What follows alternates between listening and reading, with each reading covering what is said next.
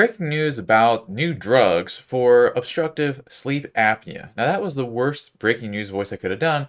And yeah, this is a month ago. Sorry, I've been busy. But I want to talk about two drugs Mounjaro, which I probably said incorrectly, but better known as this word that I'm not going to attempt to butcher. Okay, maybe I will at the end of the video for comic relief, but also Ozempic, which is what we've heard a lot about over time. All the Ozempic clinics that are all over the place.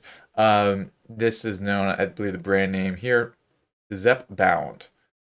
How do they come up with these names? I think they just sit around in a room like, what sounds like a good drug today? But the reason I want to go over this is because a lot of times we get curious about new things. Okay, new sounds better instantly. It's like, who doesn't want something new, right? But the reality is, new does not always equal better. And also, a lot of times when we think about reaching for drugs, etc., there's deeper underlying issues than just fixing insulin response or sensitivity or fat metabolism. Um, there's a lot more to it. So that's why I want to go over what this research shows, what this means for you, and some better ideas and alternatives for you. Okay. And hopefully I can make a video about Ozempic. I have no idea. I'm going to upload this and see if they block my channel or whatever. I don't know. Anyway, so with this, um, basically news reports, blah blah blah blah blah. That's what it says here, blah blah here. But effectively, I'll try it.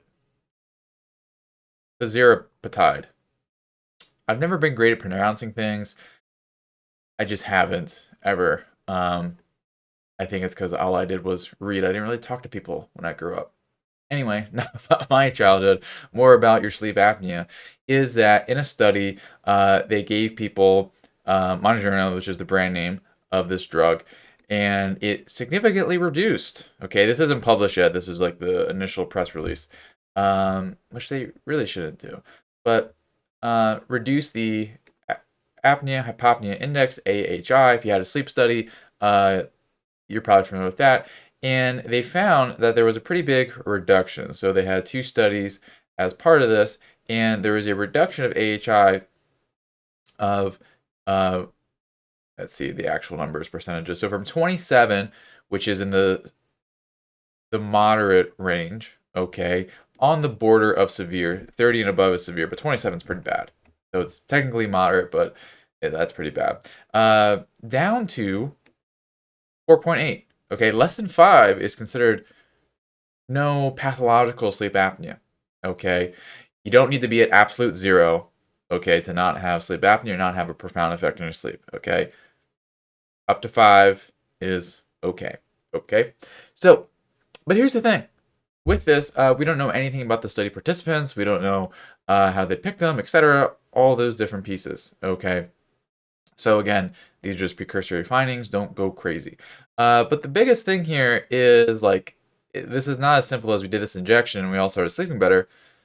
The direction of effect here, because obviously maybe I should draw this out instead of having you just zoom in endlessly on this screen, is, I know this is Ozempic. We're going to talk about Ozempic next. Is effectively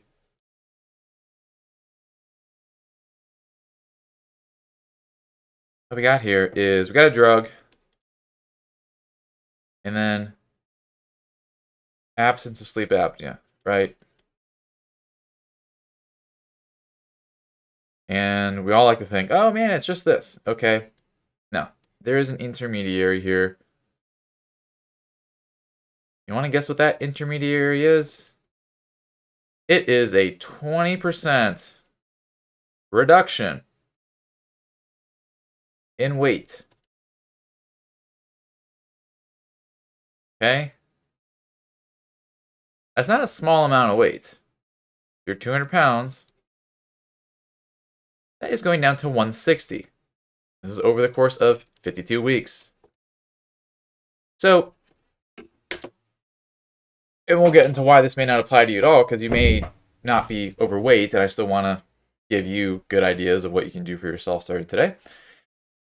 So again, we have a drug, oh, and it could be Mounjaro, could be Ozempic. It's the same thing, and they will just start popping up Ozempic clinics for sleep apnea, and just weight loss is the intermediary, which is a shame because when we think about all the people who have sleep apnea, out of all 100, 70 of them are overweight, 30 of them are not. Okay, and I can tell you many times I've had a lot of people lose weight before working with us, and then they still have sleep apnea. They're frown face. Not good. So, yes, this will work for some people, which I'll just go ahead and say it.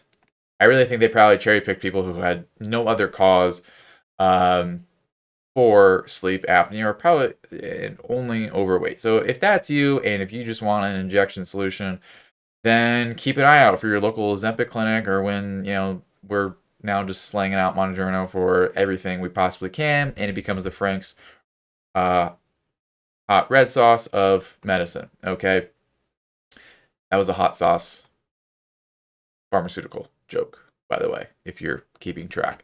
So that's really all this is. It's really much ado about very nothing. They could have just headlined this: weight loss helps with obstructive sleep apnea.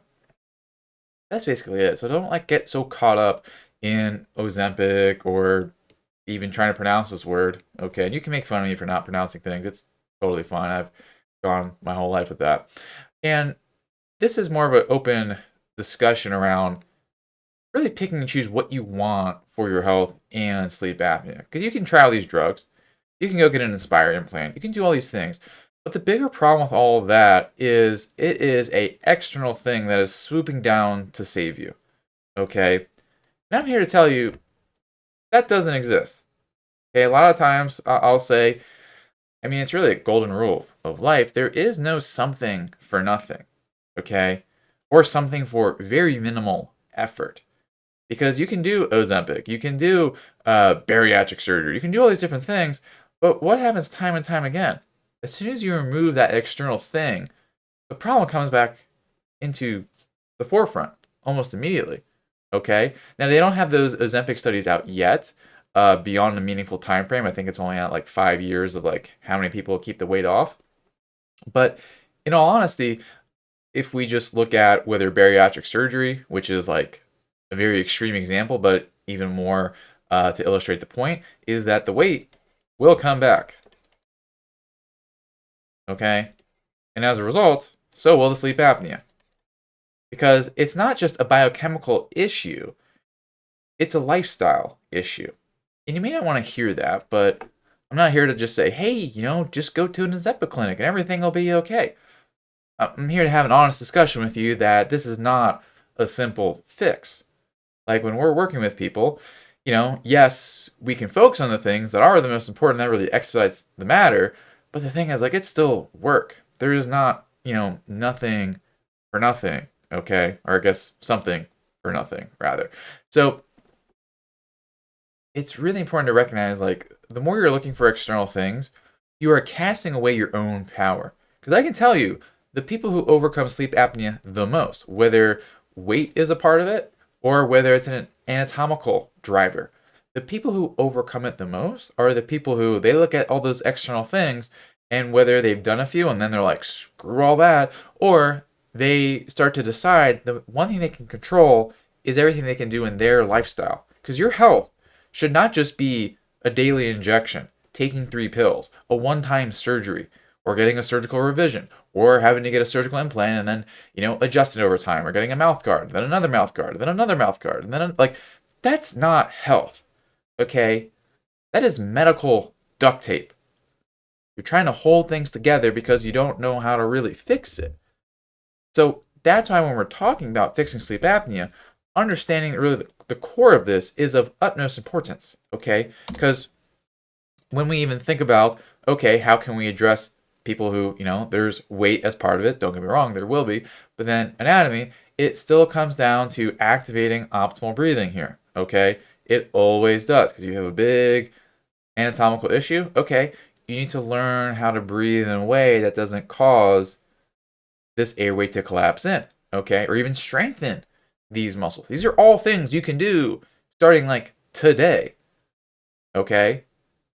Whereas relying on external things, again, puts you in a place where you're powerless, helpless once again.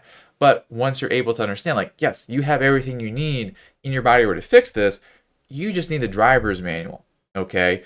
Because when you're able to learn to breathe more properly, then guess what? This is where we have people who, you know, they honestly may have 80 pounds to lose.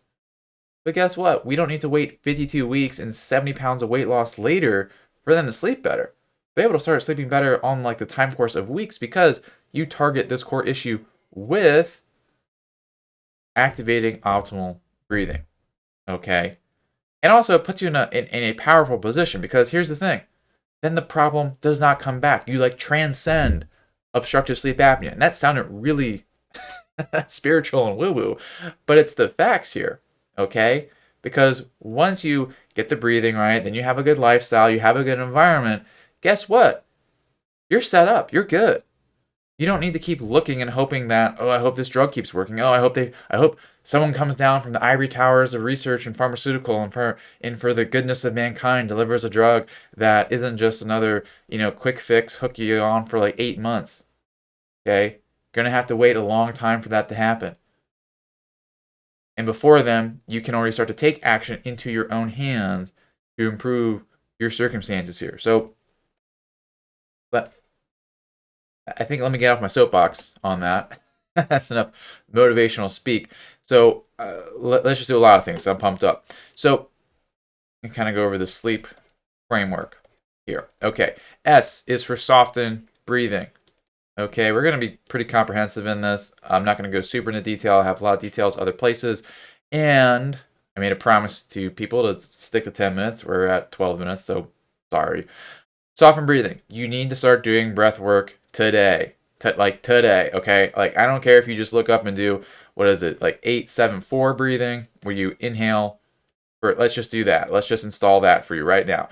You inhale for an 8 count, exhale for 7, you pause for 4, you just cycle through. How often should you do this? 10 minutes in the AM, okay? 10 minutes in the PM.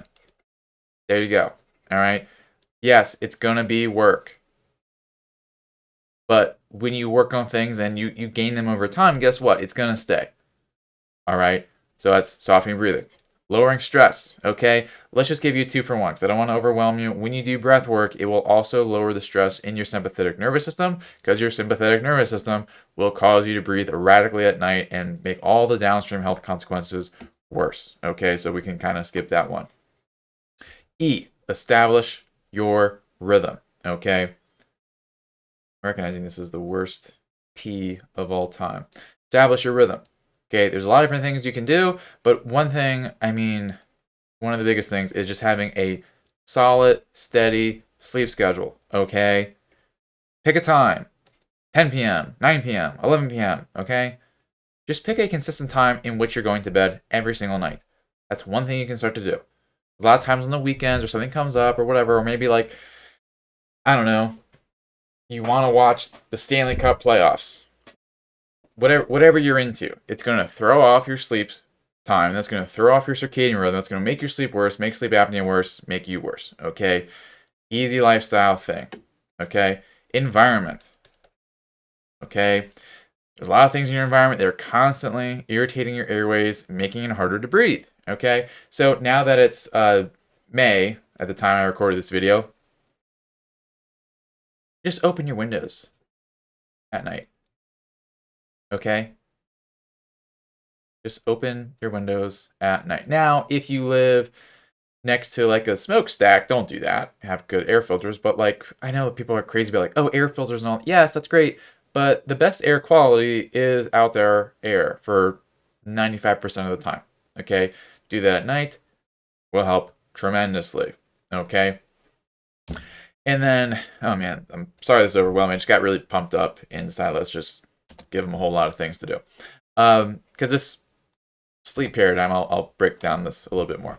And then the P stands for prioritizing nutrition. Okay, and just to give you something that I see a lot of times in people, because when we're looking over their protocols and all that, one thing I find is that people are higher in carbs than they should be. So just to give you the quick and easy, because effectively, if you are reliant on carbs, that will help your cells get along, but it will cause long-term breakdown and metabolic inflexibility that makes it harder to lose weight. So one thing super easy you can do is to just identify 2 servings of carbohydrates you have, okay, per day. So for instance, let's say you have a cup of pasta, okay, I'm pretty sure a serving of carbohydrates is a half cup. So all you would do is cut that in half and then swap out, the like, so let's say you have a full cup of spaghetti, right? You take away 1/2 cup and then you replace that with, say, a tablespoon of a healthy fat, like coconut oil, olive oil, um, or like even butter, okay? So like that carbohydrate fat swap. Do that for 2 meals, okay? And then that will help your cells get to a better place where they're a lot healthier so that at night they can help stabilize good, healthy sleep and good, healthy breathing, okay? So that was a drive-by of a lot of different things, and you can always rewind. But the point is, those are just like that was just like one piece of each of these 5 categories that we're constantly focusing in on for people. Okay, because these 5 categories again, it's soften breathing, lower stress, establish a good circadian rhythm, enhance your environment, and prioritize nutrition. Like these are the 5 things that will keep you free of whether it's depending on the latest pharmaceutical invention or news spin or media coverage, or I mean even devices at night. Not uncommon that people we work with, they're on a CPAP, they're stuck to it, they're still feeling awful. We're able to help them improve their sleep and reduce reliance on that, and even be completely off of it. With this like sort of 5 category approach, because the more you really hone these factors at a higher level, because like what I just went over was like general baseline things or very common things that I find to be very helpful with people. Now, there will be individual pieces that are like the most critical of all, like environment. A lot of times we're working with people in their environments to figure out, okay, what is still causing damage to your body and hurting your sleep at night. That's a big individual thing. Or nutrition is a big individual component. Or what is going on with stress in their life, okay? Or tailoring breathing exercises. Like this will all help a tremendous amount in overcoming sleep apnea. And the beauty of all of these, again, as you do this, you're building a skill and a mindset. A mindset that, like, you are the person who can fix this. Because you just are. Yes, people may rely on pharmaceuticals or machines or surgery, and that's just what they want. And that's absolutely fine. I'm not here to tell people what to do with their bodies. Okay? Everyone has that autonomy, whether someone from the outside has a different opinion. But if you don't want those things, then having a lifestyle approach like this is critically important.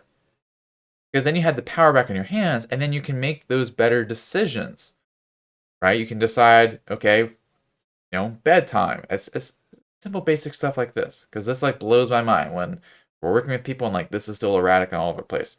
But when you have this, then you're like set up and have a lifestyle that not only are you sleeping well, but your health really is able to get to optimal. Okay, because like again, these things we went over, they're like level 1. This is like, I mean, there's like 10, 20 levels deep of all this to be able to bring it to a place where like your health is really at optimal. Okay, where you can like easily focus in. Productivity, super easy, right? You're able to be present, be engaged, be joyful. Like that's just like comes naturally to you. Life is not this big push anymore, and it doesn't have to be. It just doesn't. All right?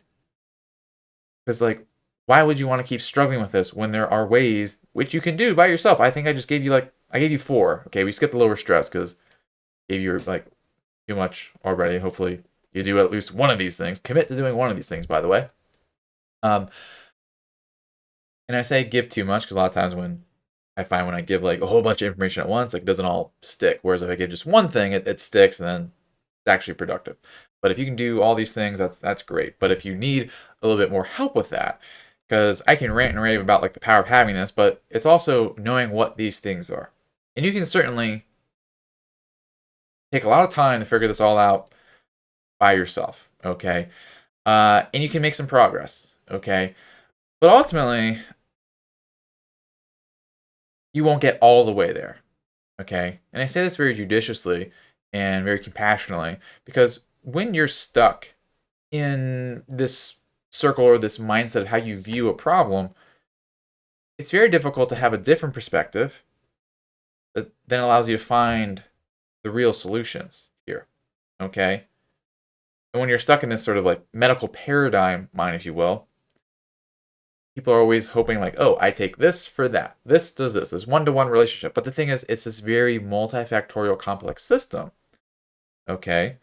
And yes, through my very lateral and tangential thinking, was able to figure this out for myself and refine it over the years with others. But as long as someone, it's like a fish in water, if you will. You're not going to be aware of the water or the biases in how you view this problem and how it's fixed. You just won't. So you may make progress, but in terms of getting there, um, there are a lot of people who reach out to me, whether in the comments or in an email, etc., saying like, "Oh, I'm feeling a lot better," but there's very few who say this is all the way fixed. That's just the nature of the beast. So if you want our help in being someone who's able to say this is all the way fixed and sleep apnea is just a thing of the past and you're over it once and for all and you don't need to obsess about your health because you've really invested a lot in your health bank, then and only then, if you're that super motivated person, then I want you to go to ochnow.com/talk, okay?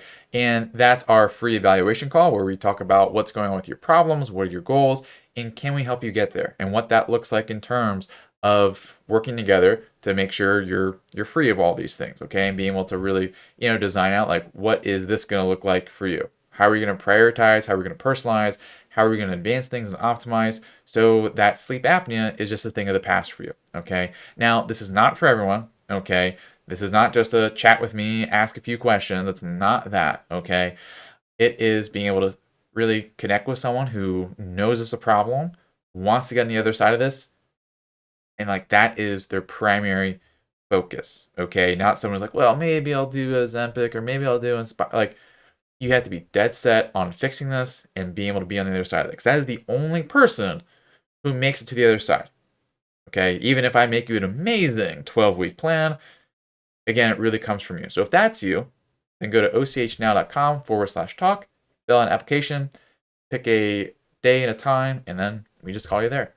So thank you so much for watching, and I'll see you soon.